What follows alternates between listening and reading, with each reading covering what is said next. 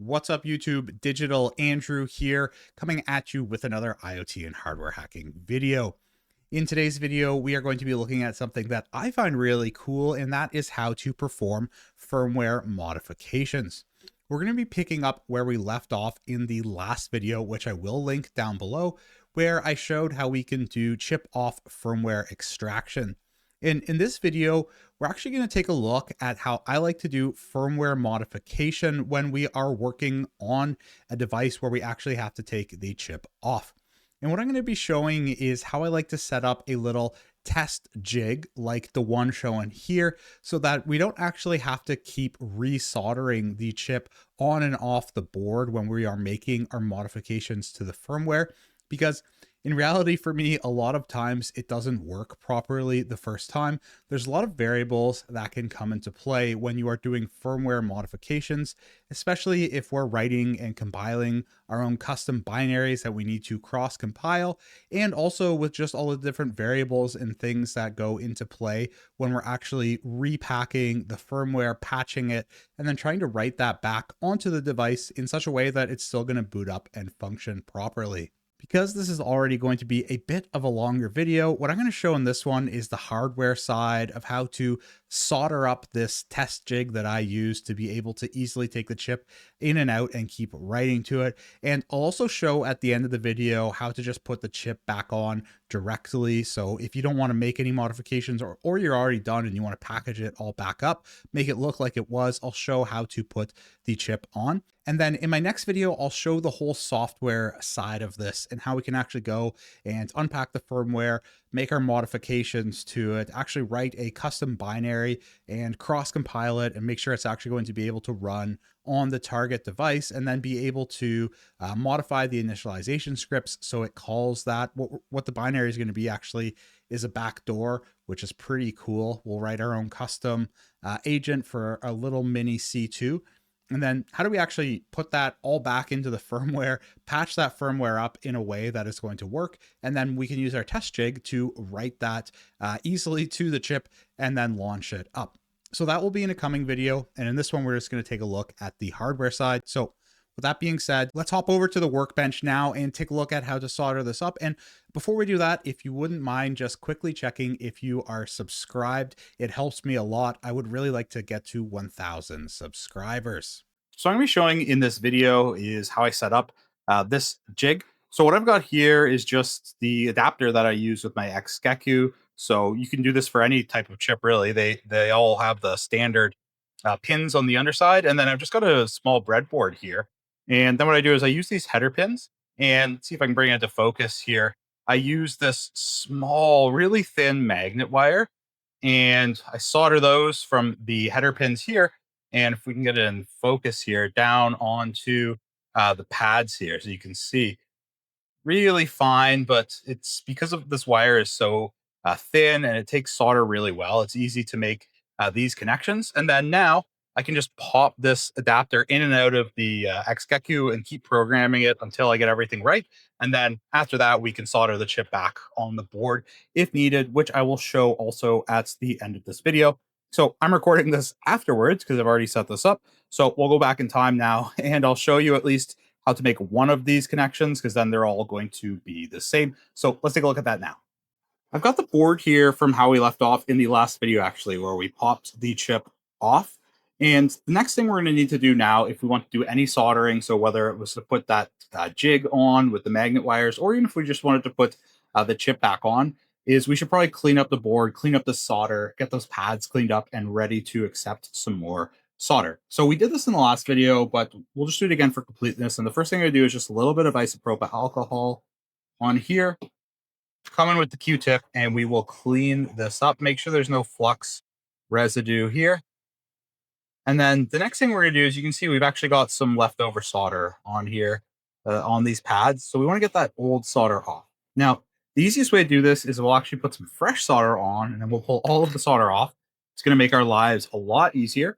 And I'm going to come in with some flux for this. So this is going to be really hard to do without flux. So we'll come in with flux, and then we're going to be using flux throughout this whole journey because it just makes everything with soldering so much easier, especially when we have these little pads we're working with. So we're going to put a spread down there, and then a spread down here. It's going to make our lives a lot easier.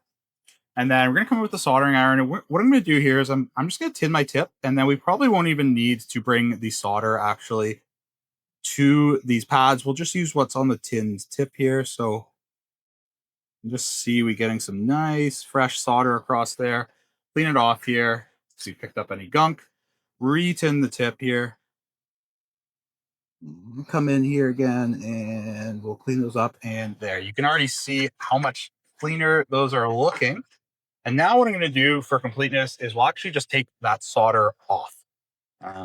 It's probably honestly clean enough that we can maybe come in here, but best practice is we'll take that solder off. So I've got some desoldering strip here. And this stuff is nice. What you do is we just put this on here, heat it up with the soldering iron, and it's going to clean up all of that solder. And I've still got some flux here. So we will just go in and use that flux. So first things first, we'll get our tip tinned again. Always going to need nice tin on the tip when we're working with this stuff. And we just hold this over the pads. Here we'll heat it up and you can see it's starting to work. When you see the pad is actually absorbing all that solder. Perfect. Got some cleaned up pads there, and we'll come back across here. Just a little bit more on one of these pads here. Perfect. And those are actually looking great. So now again, with the theme that we've been going with, I'm going to clean it up. So I got a lot of flux here. Lots of isopropyl here. Come back in with the Q-tip. Pads nice and cleaned up, and honestly this side is what we're shooting for. That looks really good. This side, there's some surface mount resistors right here that I didn't want to bump off, so it's not perfectly clean, but it's going to be probably more than good enough for us to be able to resolder here. And I'll just take that away so we can take a look now at how cleaned up these pads are, and they are looking great. So now what we're going to do to make our lives easier is we're going to put some fresh solder back onto these, and I am going to use a little bit of flux for this as well. We just cleaned away that other flux. It's probably got a bunch of gunk in it now. So we're going to I like to just keep applying clean flux, cleaning it away. At least for me, that's what works well. Just a little bit here. Make our lives a lot easier. And then we're going to come in and add some fresh solder here to these. And again, probably just going to do it with tinning the tip liberally here and just dragging across these. Exactly what we want to see here. A little bit too much on this one, so we'll just straighten it out. There we go.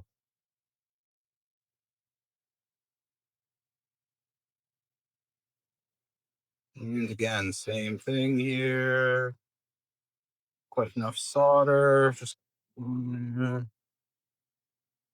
perfect. That's looking great. So the next thing we're gonna do now is I've got these tiny breadboards. You can get them off Amazon. I'll link them below. Like a couple bucks, and it's nice because they have an adhesive on here. So I'm just gonna peel a little bit of this adhesive off or cut down the middle. We'll stick it on here. And then I've got these angled header pins. Again, you don't necessarily need to use the angled ones. You can also use straight ones. Just find it makes it a little bit neater for the angled ones, and we'll pop those in. So let's just go ahead and do that now.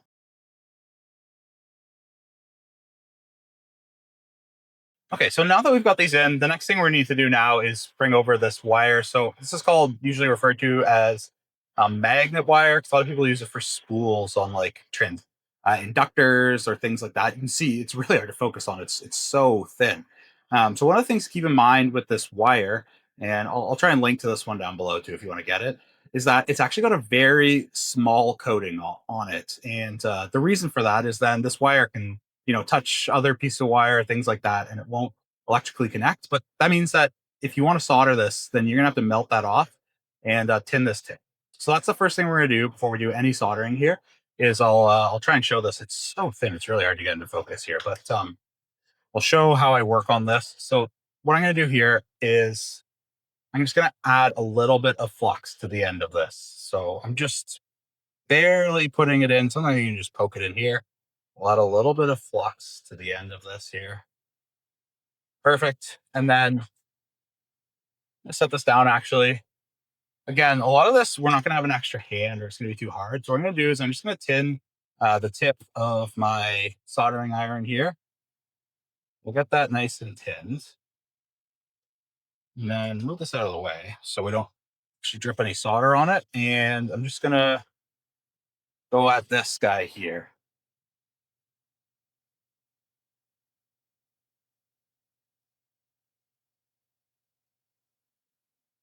And I'm just rubbing it up down here. That's melting off the surface.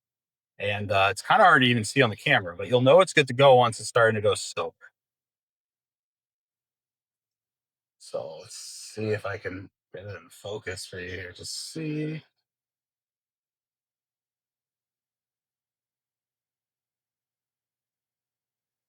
Okay, so it's kind of hard to see, but you can see that it's gone silver in color at the end, and that means we're ready to solder it on now. So what I'm going to do is I'm going to solder this onto the board here. And I'm going to actually pop this off. This nice thing about it, sticky, just so it's not in the way of the camera here. It'll make it a lot easier to see what I am doing here now. Gonna tin my tip again here because we're just gonna come at it actually just a little bit of solder, and we won't need much because we've already got that pad on. And then I'm just gonna try and hold it in place, and we will come in here. And it doesn't take much, just a little bit of heat here. That's it, since we have that flux there. And we'll see if I can get it up in focus just to show what it looks like here. So you can see we have soldered it there. And now we can snip this, do the same thing, and solder it onto the breadboard pins that we have. Come back in again with that.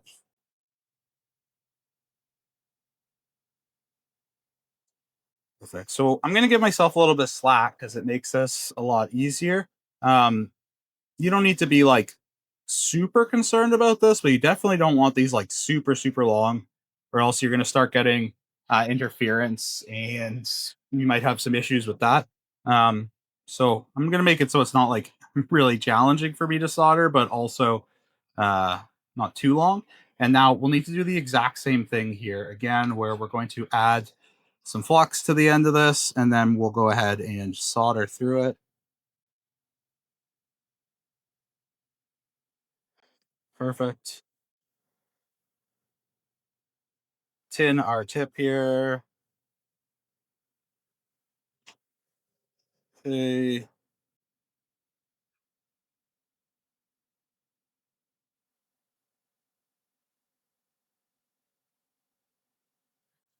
Okay, that's looking good. Gonna make our lives a lot easier here again. I'm going to, so one of the themes here is pre-soldering everything because it's gonna make our lives just so much easier. And I'm using flux liberally too, because it just makes it's so much easier. Put a little flux on here, just a little bit, little dab here, some solder going here, just a little dab there. Perfect. Okay. And now we'll just come in here. Mhm.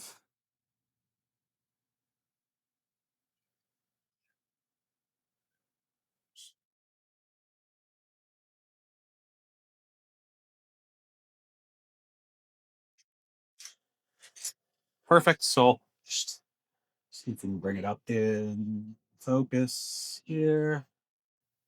So that's what our finished solder joint looks like there. And again, we'll take a look down here. You can see we've got it soldered down here. And then now we just repeat those steps 8 times. So if you want, you can figure out which ones have no connection on it that you're not going to need, and we can leave those. But sometimes you will need the right protect. So I don't know, for easiness, I'll usually just solder them all on. But yeah, that's what I'm going to do now off camera is I will do the other 7 following the exact same procedure. Okay, so I've got the other 7 of mine soldered in here, and then just popped this adapter now back in here, just making sure that the pins for it line up with where they should go. And you also want to make note of, how you soldered these wires and the orientation of the chip. So if I actually bring this up close to show, to get in focus here, you can see this little marker up here, that shows where the top of the chip should go. And then again, we have that indicator on the top of the chip as well there in the top left. So you can see I've matched those up and all this wiring works. So at this point, I haven't even done any firmware modification. But the next thing what we're going to do here is we'll power it on and we'll make sure that it's actually just going to power on. And for me, I know, so if we get our lights turning on, which you can see here, they have turned on all in the sequence that we have a good connection. And then you can see we get the one flashing, which means it's booting. And yeah, I've just worked with this router so much that I know if you get to this point, it's all good. But what we should also probably do check is get your UART connected up, make sure the boot logs are looking fine and everything is looking good on that, which I have done on this. So I figure if you're watching this, you probably know how to do that. So now we've got our jig ready to go. And now it's going to be very easy for us to just, we can power this off now. Gently pop this out here and our jig all just stays on. And now I can take this over to the XGecko or whatever programmer you're using, and we can keep flashing, popping it in. If it doesn't work, it's really easy for us to make iterations to it without having to go ahead and solder this. So that's how to do this jig. In the next video, I'll take a look at the software side of this firmware modification where we'll be on the computer. I'll show how we can go ahead and compile a custom backdoor and patch that back into the firmware, pack it back up all the same as it should be, and get it to boot. So that's going to wrap it up if you just want to do the jig and you are following along. The next thing that I'm going to do and show for completeness now in this video is just if we wanted to just put this chip back on this board, I've got another one that I will show the steps for that. So we finish all of the hardware stuff in this video. So that's what we're going to do right now. If you're not curious about that, you can just end the video here and pick up in the next one where we do the software modifications. Okay, so now we are going to take a look at how to put the chip back on here. So I've got a fresh chip here that I took off this board. This is a different one. And where I'm at right now is the exact spot we left off or before we went to start and solder that jig on. So what I've done is I've already cleaned this up. So I cleaned it with isopropyl alcohol, put some flux on, put some fresh solder on, took all of that solder off, and then put some fresh solder back on. So what we've got right on here right now is a little bit of flux and some fresh solder. And so what I'm going to do is I'm actually going to come in with just a little bit more flux, because what we're going to do is we're going to use the hot air gun for this. And you're going to want a nice little almost bath of flux to form right on here that we're going to clean up afterwards. And then the only thing you really need to pay attention to when you're putting this down for the first time here is we will want to make sure we have the orientation right. So we got to get that chip up here, and then going to come in with my hot air gun, and I've got the temperature for this at about 380 we'll start with. So again, we're going to come in here, and we don't need to even use the tweezers too much because that flux and our solder is going to do the work of pulling it in for us. You can see it moving and seating itself here. So it's looking good. We'll take the hot air away. Let it cool for a second, and then just make sure it's on there good. So if we give it a little nudge with the tweezers, yeah, it's on there good. You can do a quick visual inspection, make sure there's no bridging or anything. Okay, and now last thing, we'll just power it on here. Always good to check and make sure we got the lights coming on. Perfect. So got our lights coming on, looking like it is booting up fine here. You can see flashing green light. We are good to go. Okay, so that's how we can then put the chip back on afterwards. That's going to wrap up this video here. Thank you for tuning in. I hope you learned something. If you haven't already, please make sure you are subscribed so that you'll be able to stay tuned for the next video where we pick up from this one and start doing the software side of this firmware modification. Thanks again so much for tuning in, and I hope you have a great day.